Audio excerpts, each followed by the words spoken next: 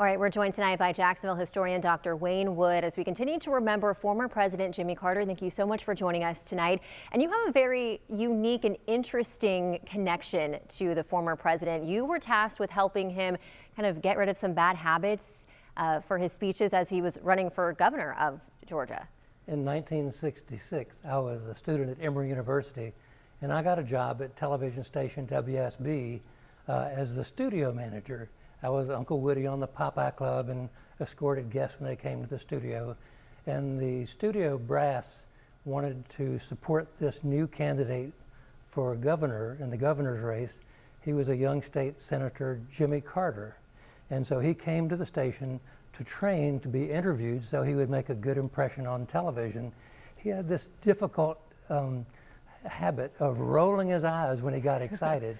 And so my job as a young studio staff member was each time he rolled his eyes like that, which didn't look good at all, I cued him. And so after 3 or 4 visits and practices, we mostly cured him of that habit, and that went on to let him have a successful career.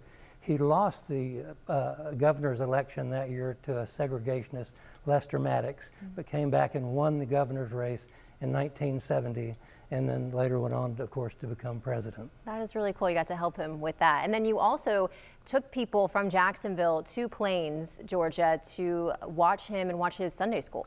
Long after he served as president, he began teaching Sunday school at Maranatha Baptist Church in Plains, Georgia. And I heard about this, and I went up to hear him back in 2006.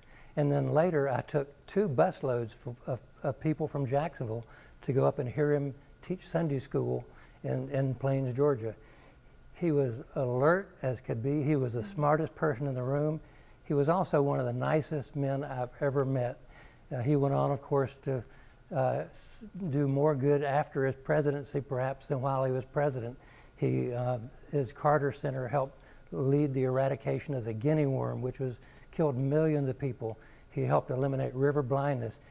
His group undermined several conflict areas in the world to prevent wars. He did so much that he didn't get credit for. He built 2,000 houses with Habitat for Humanity. Jimmy Carter made this world a much better place, and as a historian, I'm very honored to pay tribute to him tonight.